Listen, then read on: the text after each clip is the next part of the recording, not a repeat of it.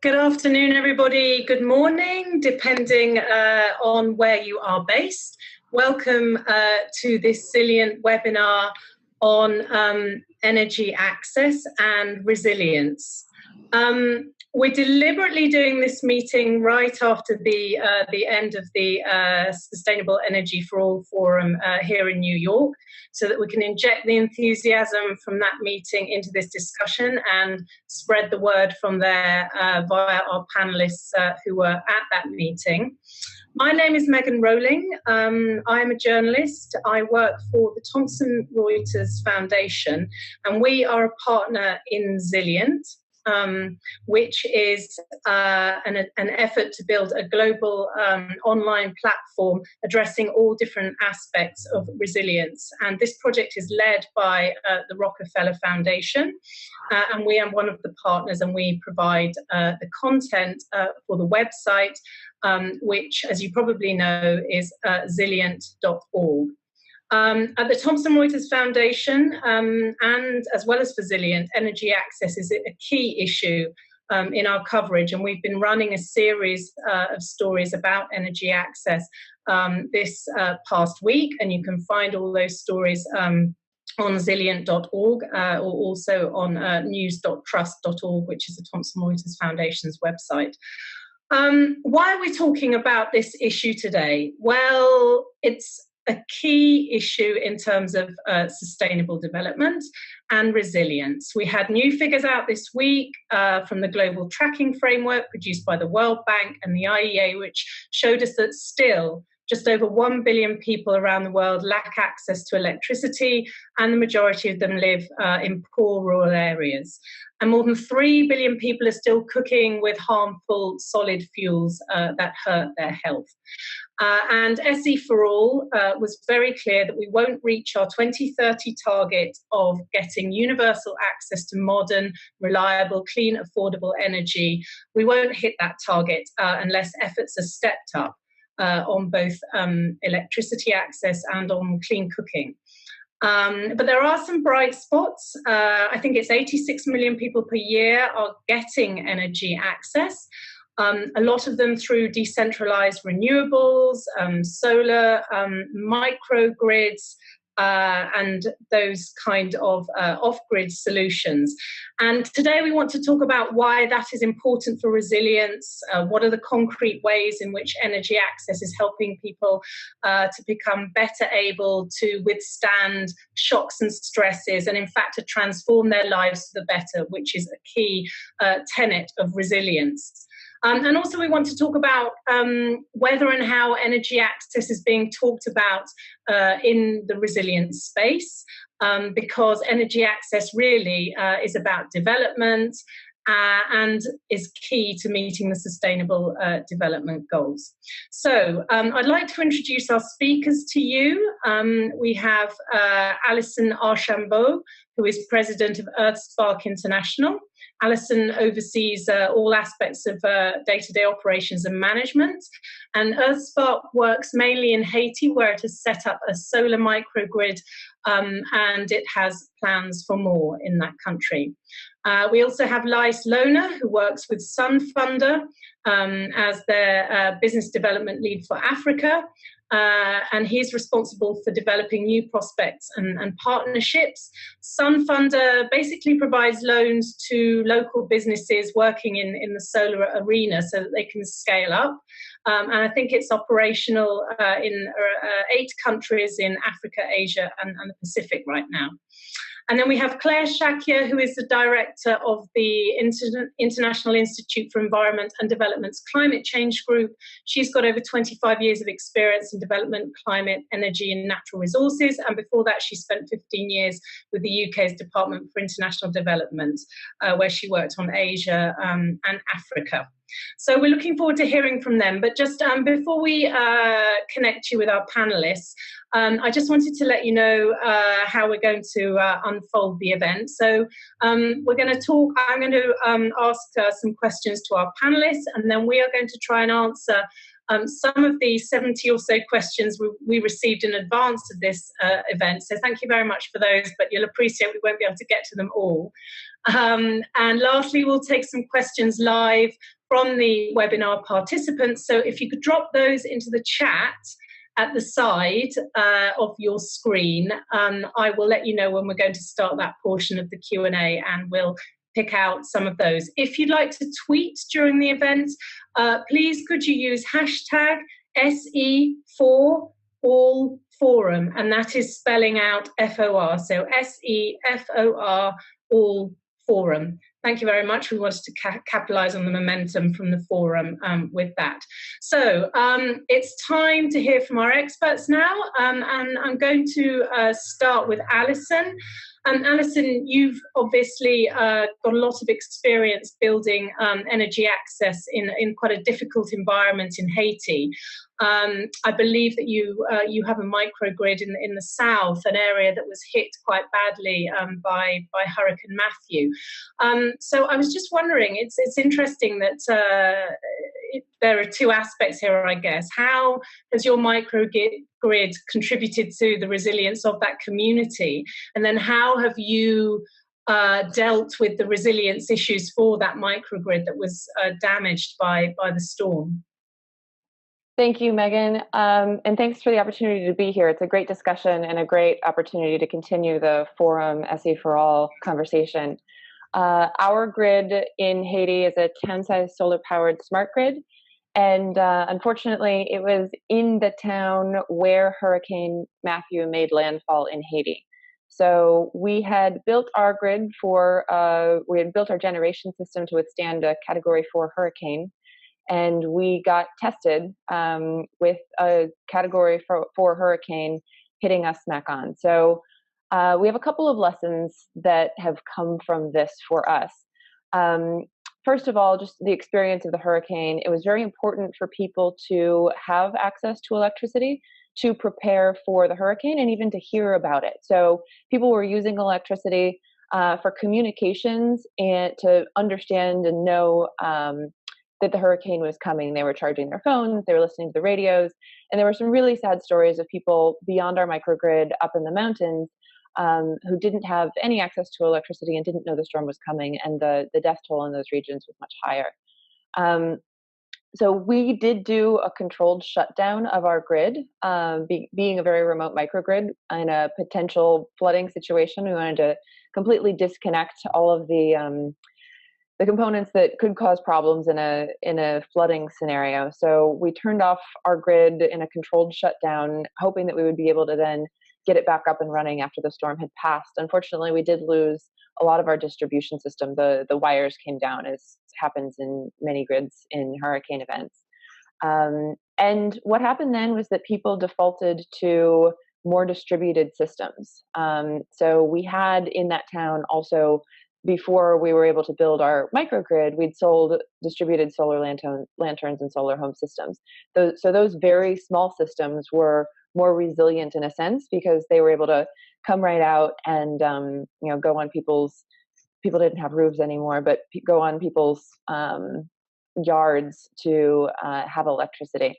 And then within a week or two, some of the distributed diesel generators were up and running before our distribution system was able to get back and running.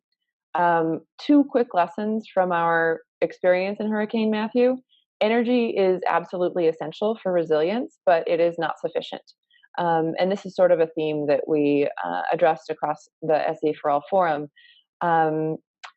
People, after the hurricane, people's basic needs were not to get kilowatt hours. It was to get food, to get shelter, and to get healthcare because it's a cholera environment. All of those things are sort of potentially enabled in sort of a macro scale by electricity, but really it was getting food dropped off, real emergency relief that was the most important sort of response to the hurricane. That was the initial response. And then the second thing was that infrastructure is key, and we all love electricity, and again, it's essential but not sufficient. When the roads were wiped out, it was very hard for us to get to the town to be able to do repairs. to be able to sort of get rations to our team. So again, the energy was critical, but not as critical as road access and other sort of complementary infrastructure pieces. So please, I'd love to talk more, but I don't want to take too much time. Yeah, Alison, that's fascinating, because I think, quite often we don't think so much about energy in those disaster situations beyond, say, access to the power grid, which, is utterly different. But Claire, I was wondering if you could talk to us a little bit about the importance of energy access in a more kind of development situation, what your experience has been over the years. I think you've worked quite a lot in Kenya and Nepal, and how IIED sees energy access fitting together with the resilience sort of push on the ground. Yeah, great. Well, yeah, thank you also for inviting me to join this. So one of the sort of ways of thinking about energy is a gateway to all sorts of other services and opportunities. And when a household is able to plug a mobile phone in, they suddenly have access to a set of opportunities that they didn't have before. So work that we've been doing in northern Kenya, which has been in the partnership of a number of different organisations under the ADA consortium, includes work with the Kenyan Met Office. And when somebody has a mobile phone that they can charge, they can get SMS messages about climate information, which enables them to plant more wisely, depending on when the rains are going to come. It also gives them the opportunity to access market information and find out where they can best sell their produce for the best market. So in northern Kenya, we've seen it being used very much as a way of improving the agricultural outcomes. In Nepal, the use of mobile phones to find out where jobs are and to send remittances is very interesting. Mobility is actually a core part of a resilience strategy in a number of places. The recent improvements in mobile phone business models, where you get these pay-go systems, you see communities beginning to develop, households beginning to develop credit history. And as soon as they have credit history, they can use that to gain access to investments in other assets like solar drip irrigation.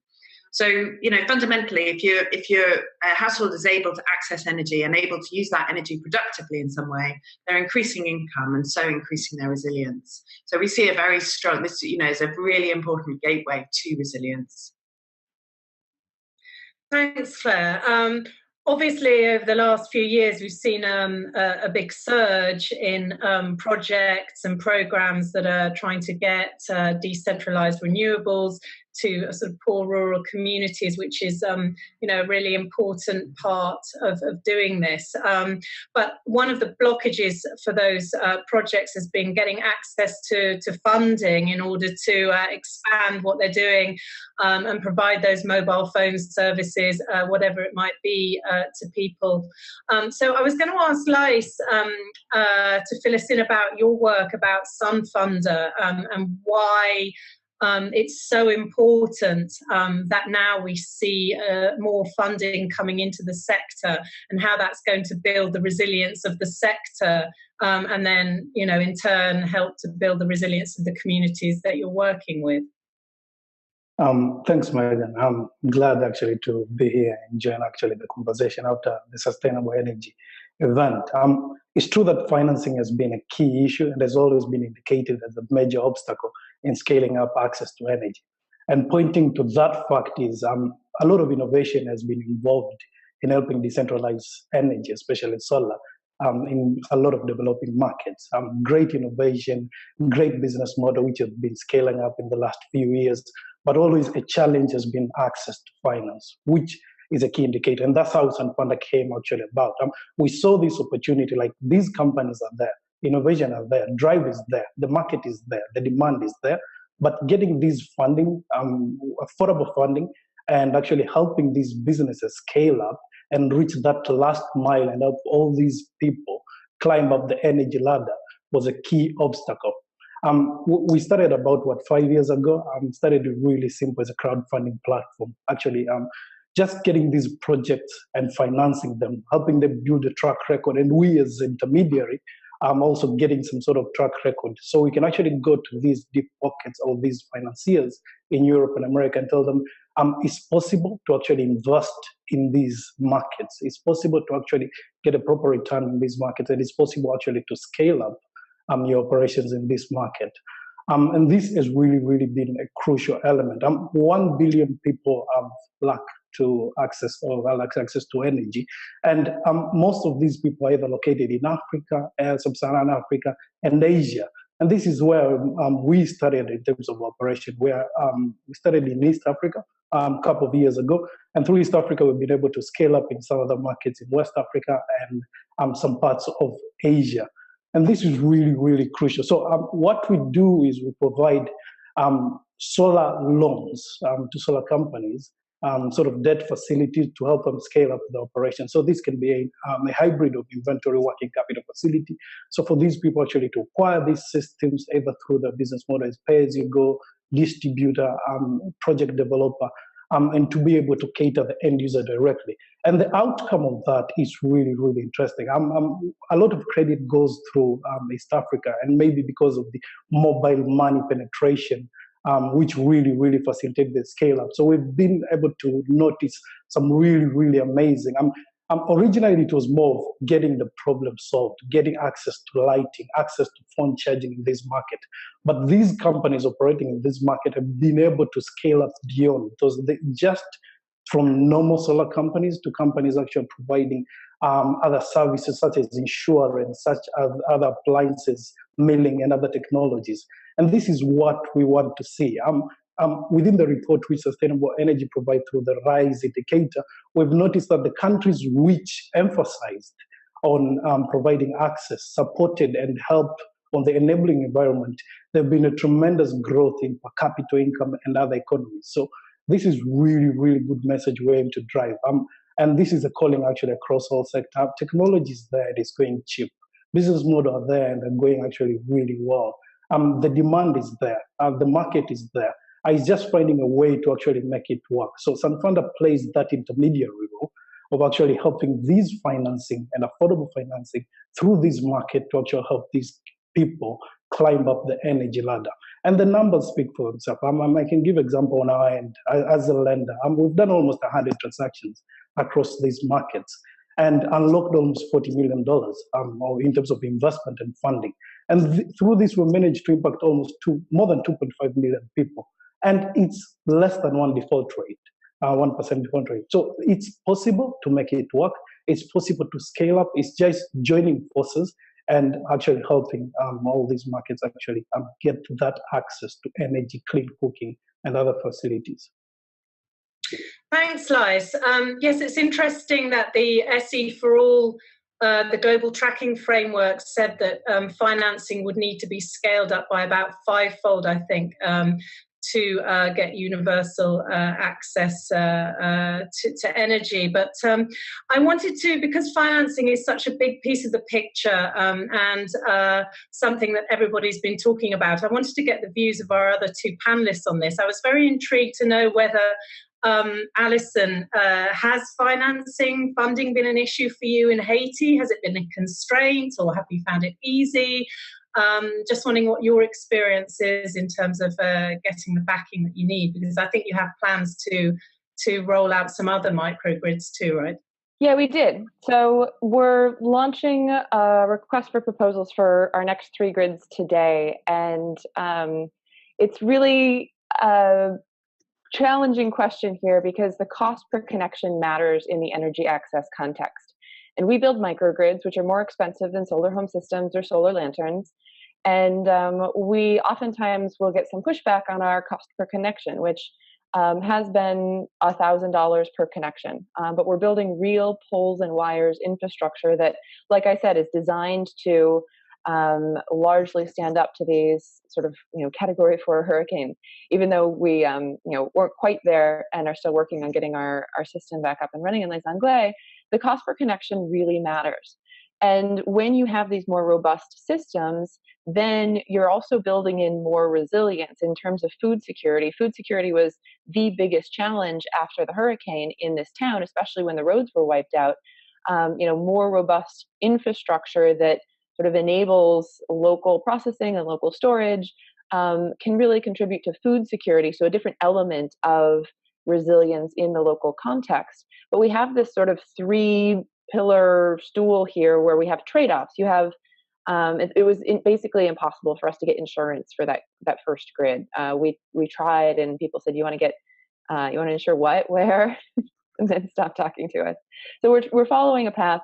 If we are going to scale, we're going to have to solve this problem. But it's either finding insurance, having extremely low cost infrastructure that it gets wiped out, you build it back, or you build very robust infrastructure that can withstand these kinds of disasters. So in this RFP that we're launching today, we're asking bidders to give us costings for going to a Category 5 hurricane resilience level. My assumption is, and it'll be very interesting, and I welcome everyone to give us feedback on this, but it'll be interesting to see what the trade-offs really are in terms of upfront costs to build to that next level of resilience versus what we should be able to access in the insurance marketplace, or have a large enough pool of microgrids in the future where we can sort of self-insure with a reserve fund if that ends up making sense. But yeah, financing is extremely challenging, especially in this tension between building something that is real, robust infrastructure that can last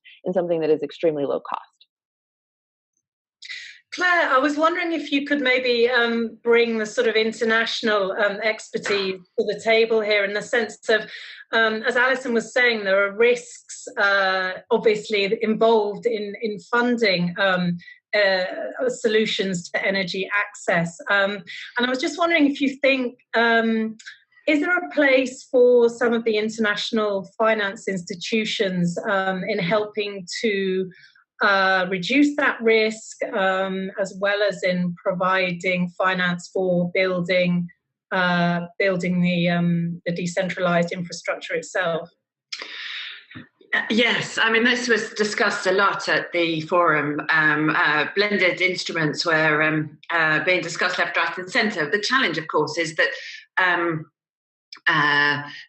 you have to design these instruments so they're not so the public finance de-risks the private finance coming in ways that doesn't prevent the likes of SunFunder actually doing a more commercial opportunity. So public finance has to know when to get out of the way.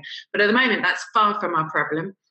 We reckon from our analysis that at the moment, so if in the poorest countries, the 48 poorest countries, the least developed countries, that we have about 50% of those without energy access. But at the moment, they're only getting 5% of the international finance for renewables. And at the moment, in the international finance for renewables, only 9% is going for off-grid solutions, decentralized energy solutions.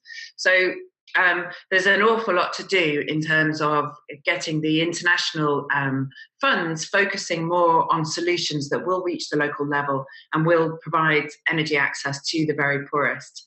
And the government has a big role to play. The governments of the poorest countries, they need to get the policies right to encourage the likes of SunFunder to want to invest in entrepreneurs there. They need to remove the disincentive. So a lot of these countries have diesel or kerosene subsidies, which actually makes it harder to make it a viable opportunity for, like Allison was saying, if it's 1,000 for a connection, you certainly don't want to be competing against a much cheaper fossil fuel opportunity. But the governments have got very limited capacity. So it's really the question, I think, that I came out of that forum thinking is, how do we build a multi-stakeholder process? There's a lot of different stakeholders at the forum discussing how they could work together. And if we can provide support in some of these poorest countries in ways that enable those governments to begin to do the reforms that are needed and have those conversations with the private investors to attract them in.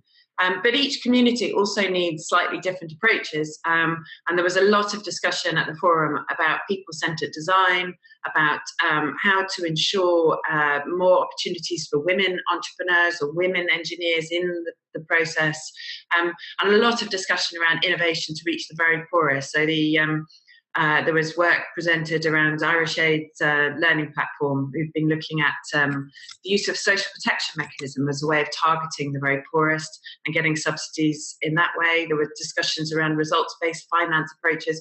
But basically what we have to do is look at how can the public finance be used most effectively and most efficiently in a way that doesn't disrupt the private investors' interest in investing in these solutions. So how to enter in a way that encourages the private investment into the places where the poorest live, and knows when to get out of the way when it is a clear and commercial opportunity, and the private investment can come in and scale that up.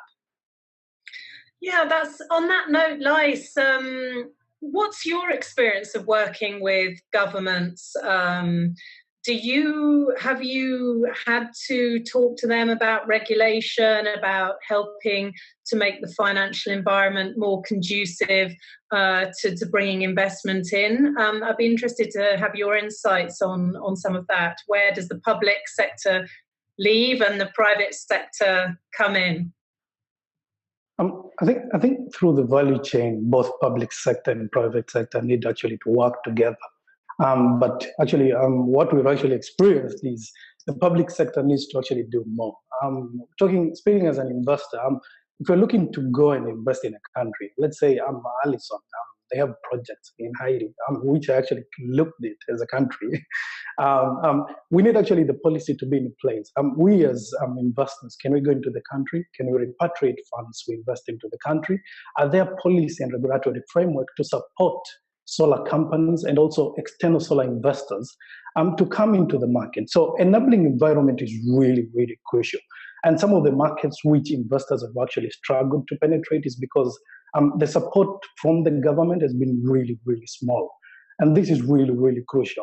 There's a big aspect. The solar home system market, a little bit of commercial commercial industrial solar installations, a lot has happened. But on microgrids, it has been a big question. Some of the countries are actually leapfrogging and taking a step forward.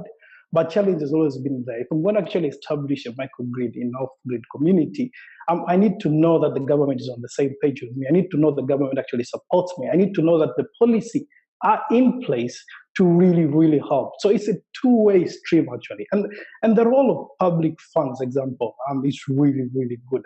We as an investor, we fundraise and collect money actually from these commercial institutional investors.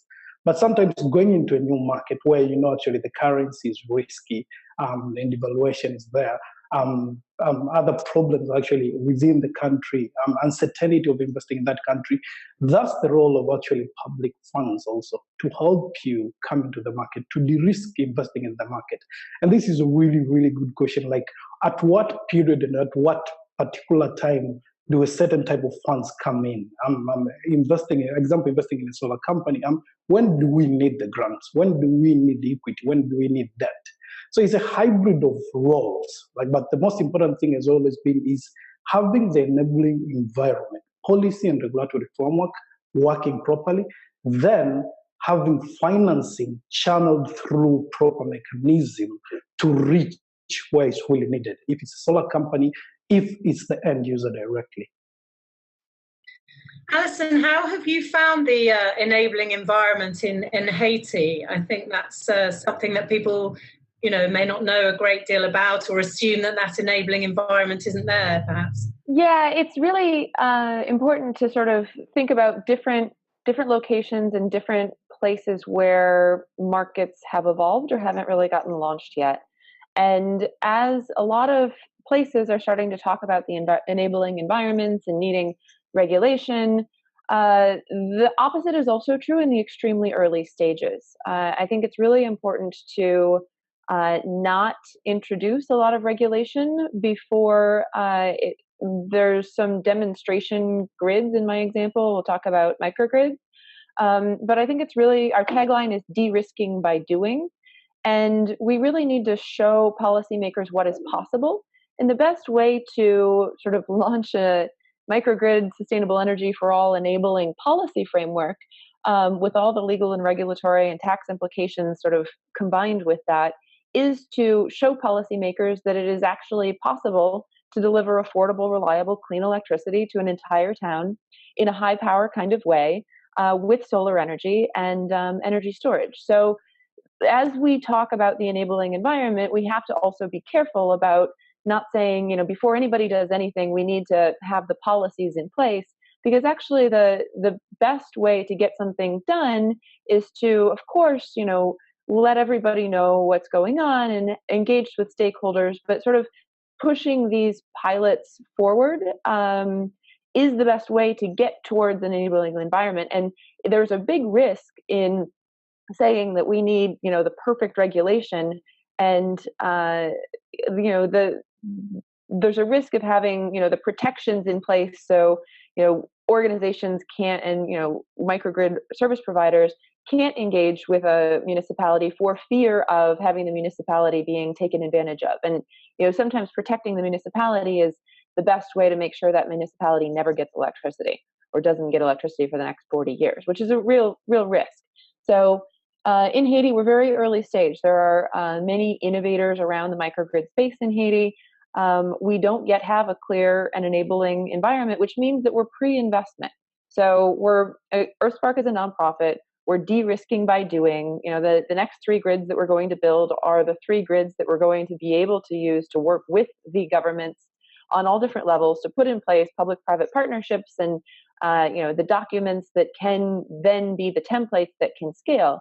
But we wouldn't even be able to be at this stage had we not built our first microgrid, you know, with less of an enabling environment, but, you know, just checking in and pushing what is possible. So seeing where everybody is in the spectrum of investability is important. And there are too many risks right now in our market in Haiti to really claim that it's an investable environment, but moving towards, you know, the processes and the clarity is the best way to get to an investable environment. And when we say investable, it's not like we're going to build 4 microgrids and then Wall Street is going to solve this problem. It's, you know, investable in the sense that we will then be able to have a business plan in which, you know, we have enough faith and have enough sort of data points based on our real track record and real data to then say, okay, if we combined this grant funding with this concessionary debt and a little bit of equity, then all of this together can move us forward for the next 20 grids. And, you know, then the 20 after that will be less risked. So this whole like de-risking and moving towards the market is, I think, what needs to get done in our context. Yeah, and I mean, that reminds me of one of the questions that came in from our participants before the webinar, which is this need to demonstrate the results and the benefits of energy access on a kind of local and national level in order to be able to convince governments and investors that they should be putting more effort into this. And in fact, the question was, where is the data that proves the link between energy access and resilience? I mean, I don't know if that data actually exists, but I imagine that there is a demand for data showing that giving people energy access improves the development outcomes in a particular place. So I was just wondering if you had a view on that. I mean, have you tried to measure the sort of developmental resilience benefits in any way? And do you feel that we have enough data on the benefits of energy access in your experience? I don't know, Allison, if you'd want to quickly respond to that, and then I can ask Claire and Lais to come in too. I mean, the most telling example for us was the recent experience in Hurricane Matthew, where the folks who did have access to the communication were better able to respond and prepare for the hurricane. In terms of development data, yeah, we're constantly collecting, you know, all sorts of kinds of outcomes. But again, we have 1 grid up and running right now, which serves 2,000 people. So our data set is long, but it's not enormous. So there is a lot more opportunity for research and development here, but it has to follow on the actual doing. And, the research follows behind the development of the grids. So it's something that we're excited about expanding, but we have to get these grids out in order to sort of deepen our collective understanding of how they impact people and resilience. Yeah, for sure. I can see that would be the case. Claire, I was just wondering if IIED has done much work in this area in terms of, coming up with the research to support the thesis that, energy access does really push development along and build people's resilience at the same time. There's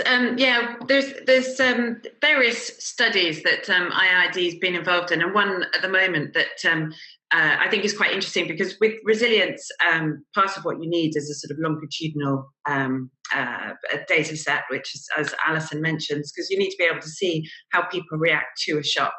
And at the moment, there is drought in Kenya, where we've been working for some years now around devolving climate finance down to the local level, and there's some providing these weather information services through mobile phones, and we hope that will be able to show.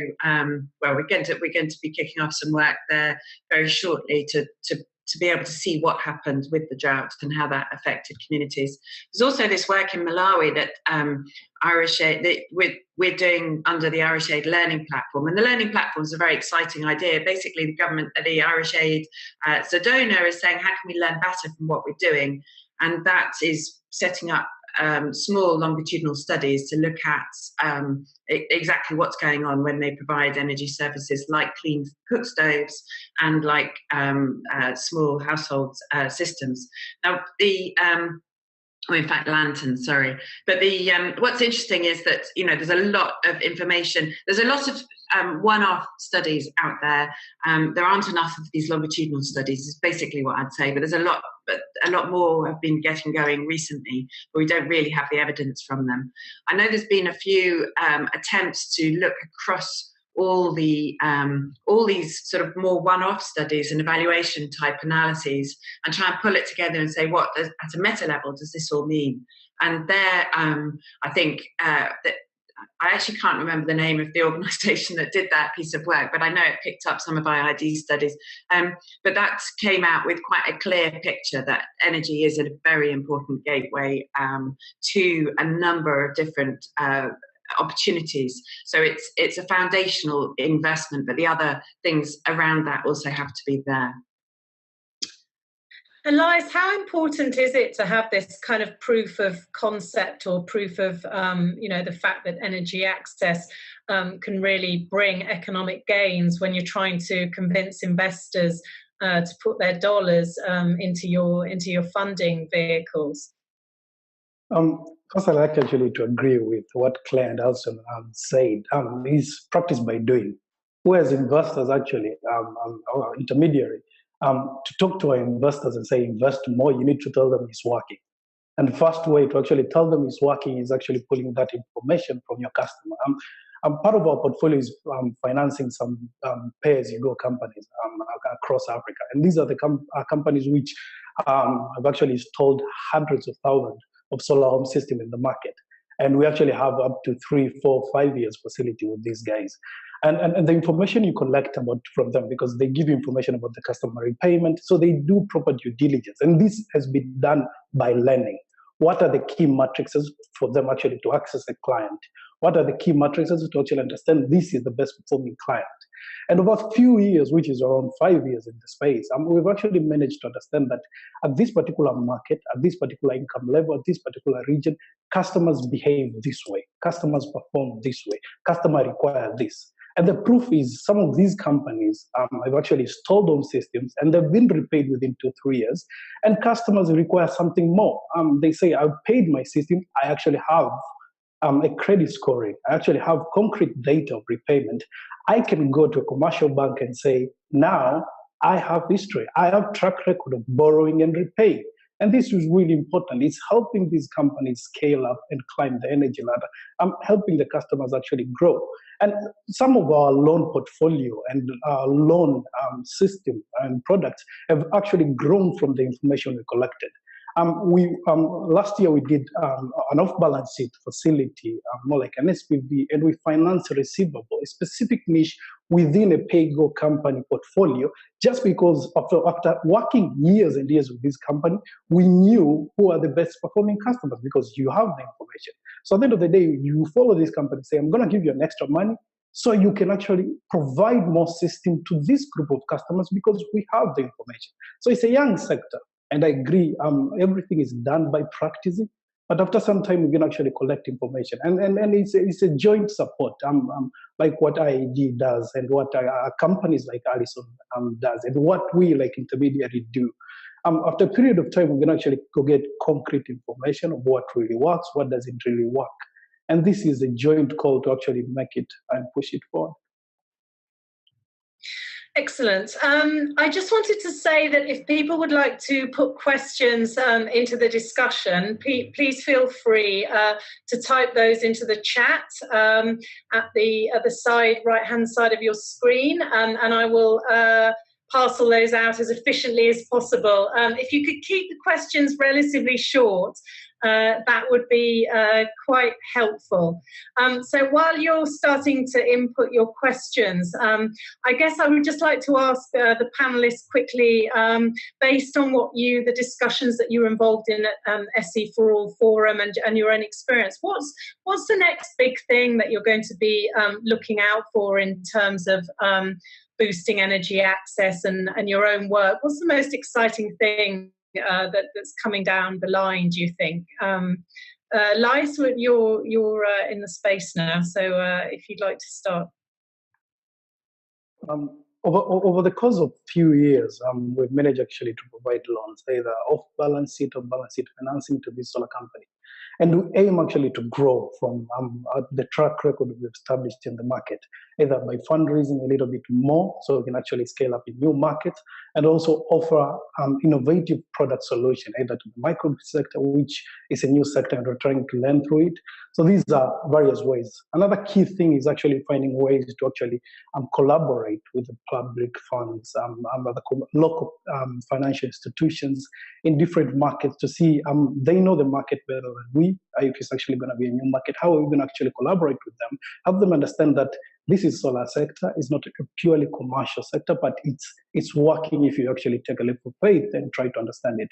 So it's growing from what we've been doing over the last few years and also scaling up from that. And also another key thing is scaling up from new innovative products. Last year, we managed to do our first commercial and industrial solar financing, working with these solar EPCs. So we're looking to scale up with us.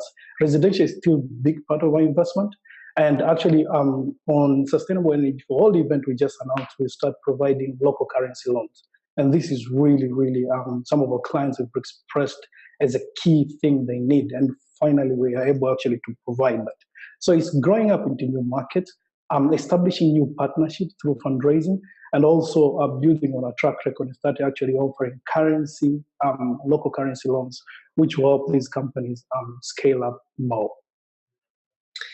Great. It looks like there's a lot to do there. Claire, how about you? You spoke about this challenge of getting to the poorest people, reaching those who are maybe hard to reach with private sector finance. What's the most critical thing for you coming up?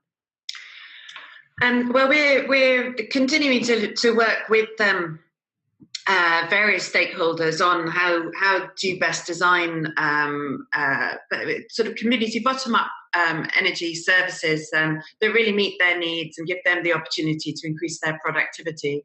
But the other side of that is how do we well, as Lais saying, really, how do we build confidence in the financial systems? And there is a huge importance of getting domestic finance, domestic banks actually confident in this area. So we're just about to start working in a couple of places in East Africa with local banks, basically, to try and build their confidence around lending in energy and in other more resilience investments as a whole, but including energy.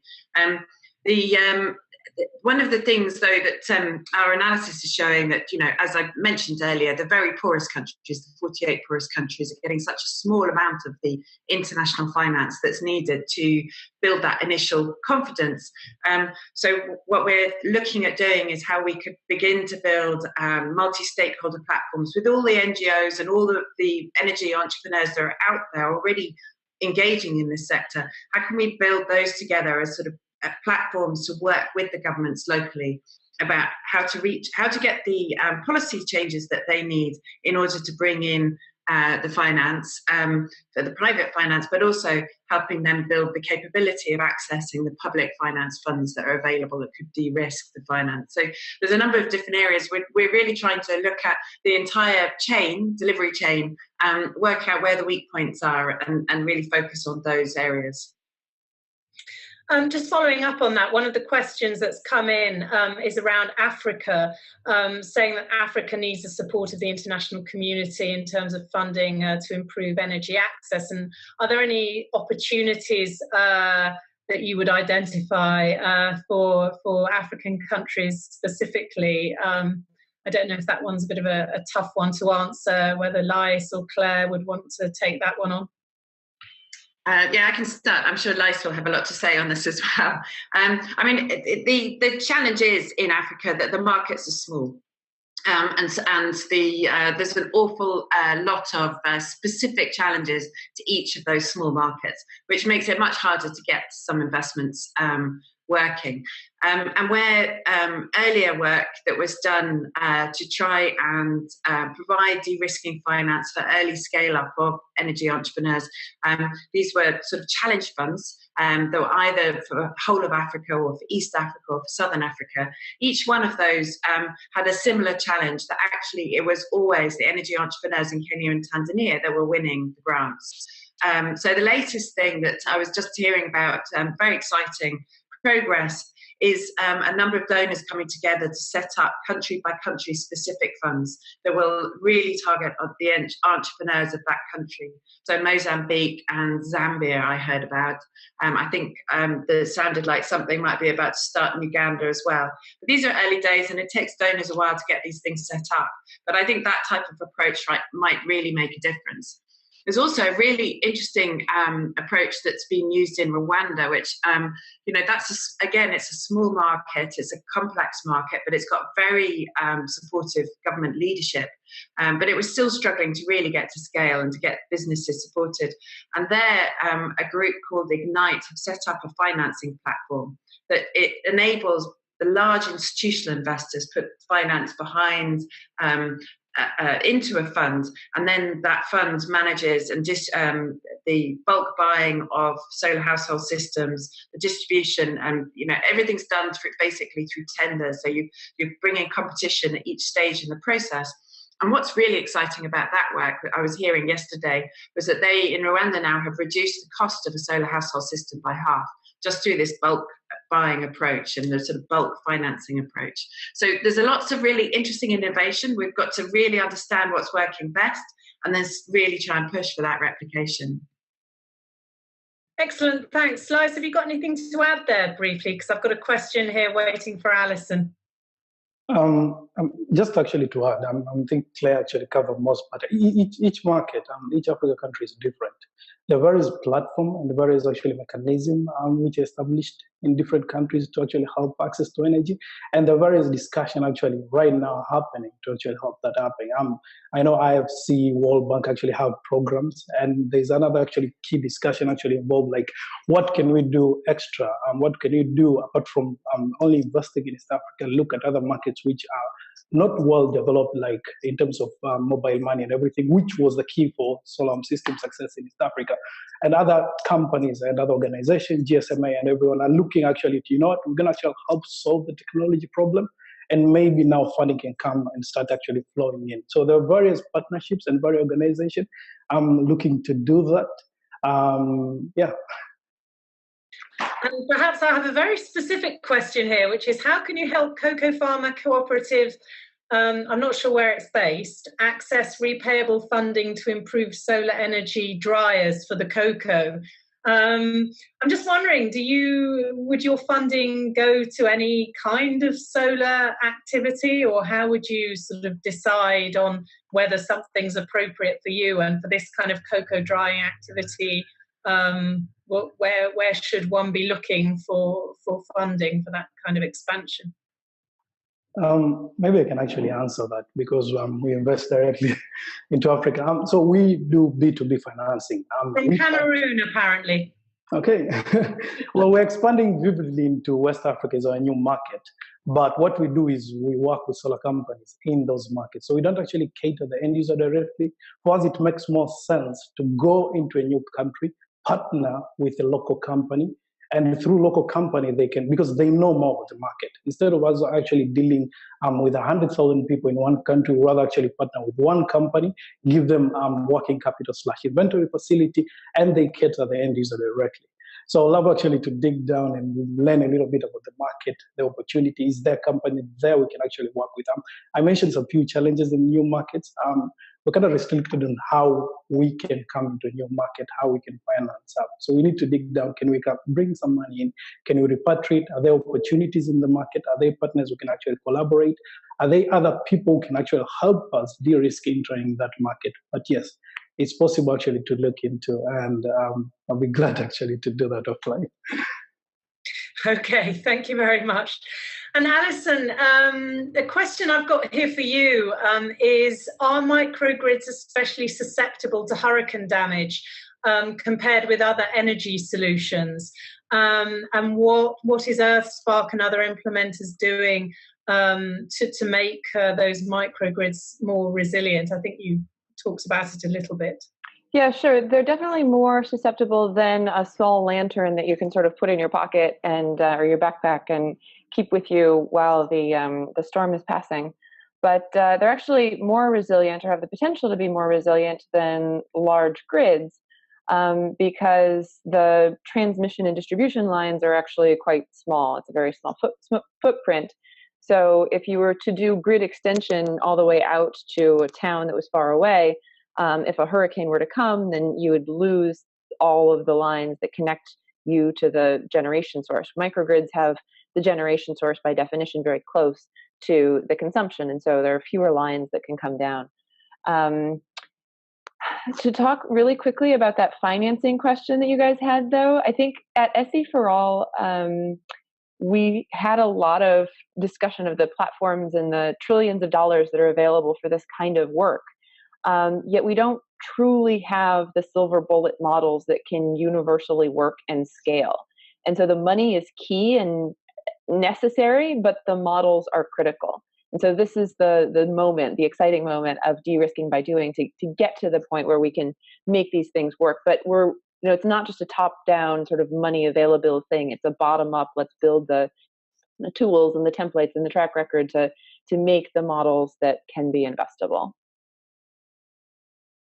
And just following on from what you were saying, all of you has been emerging from the Sustainable Energy for All Forum. At the beginning of the week, I wasn't there, but I'm in Europe, so that's my excuse.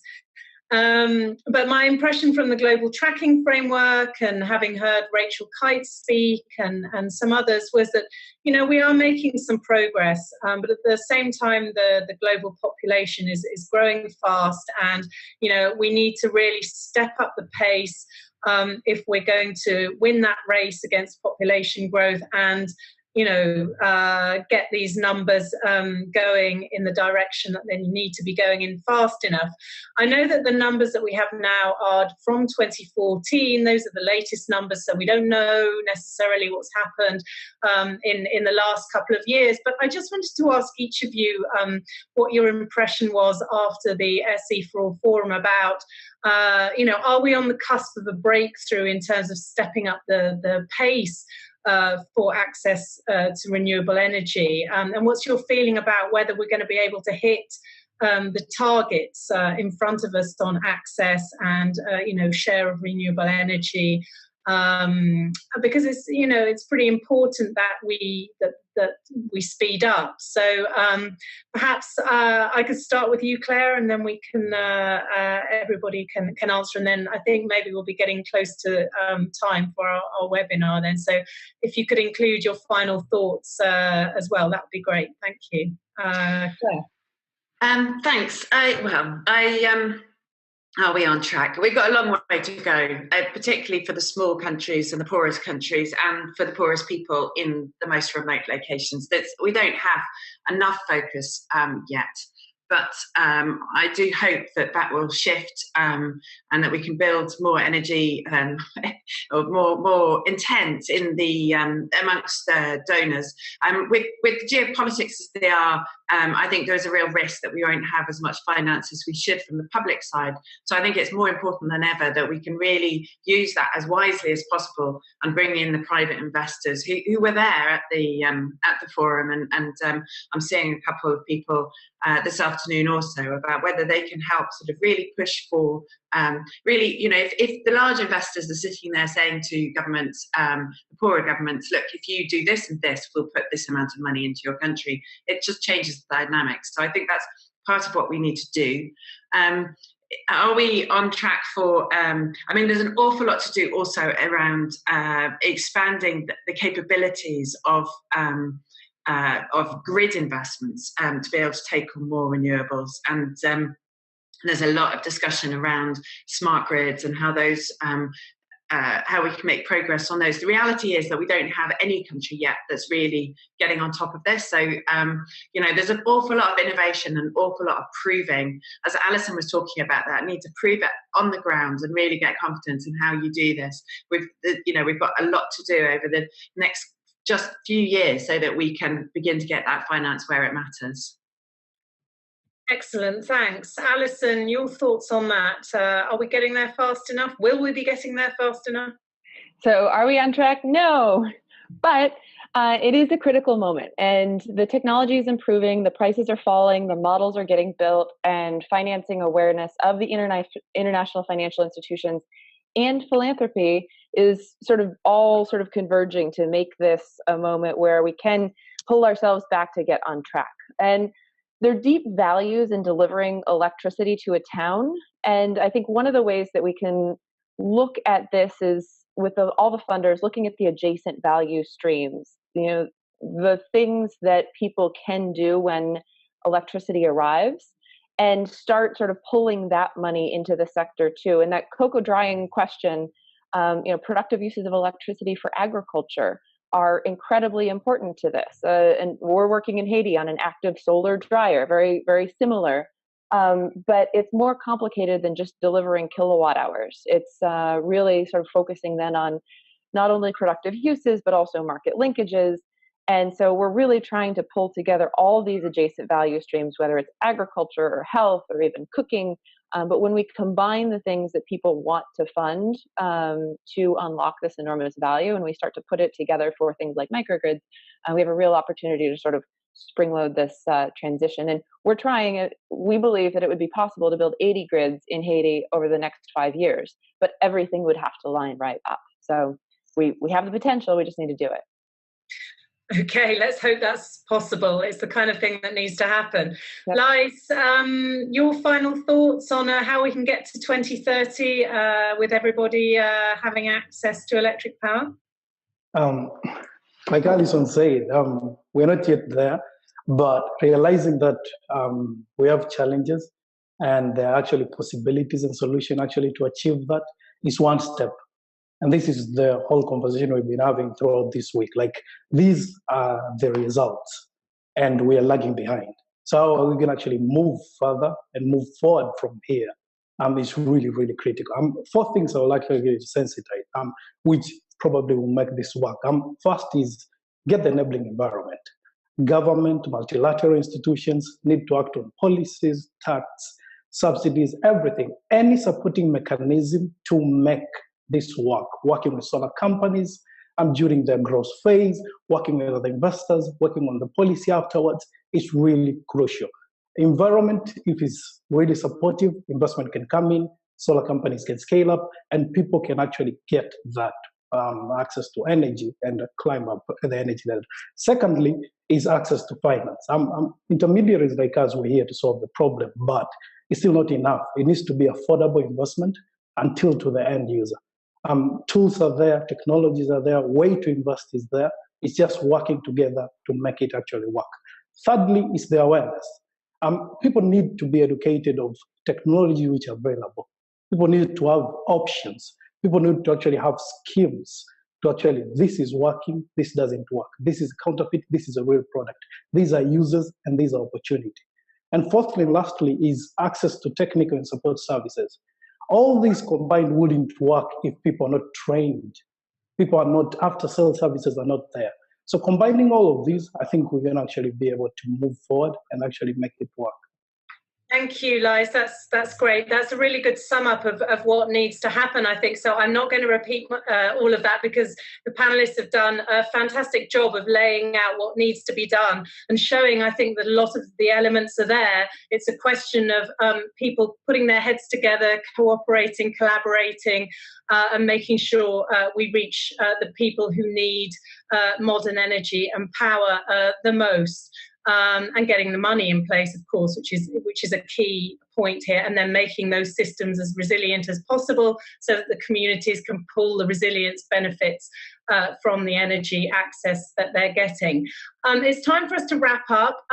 So I just wanted to let everybody on the webinar know that they will receive information about a summary blog that will be written, pulling some of the key points from this discussion. And there will also be a video version that is edited and made available to you as well. So please do come and check that out as well on Zilient.org, which is the Zilient website, and check out all our other coverage as well on different aspects of resilience. And it just remains for me to say thank you so much to our panelists who have done a fantastic job in laying out the challenges and plenty of the solutions that are at our fingertips as well. So thank you everybody for participating, everybody who's joined us in this webinar, and we will be running more Zilient webinars in the months to come, so stay tuned for that as well. Thank you very much indeed, everybody, and goodbye for now. Great, thank you. Thank you. Thanks so much. Bye. Bye-bye. Bye.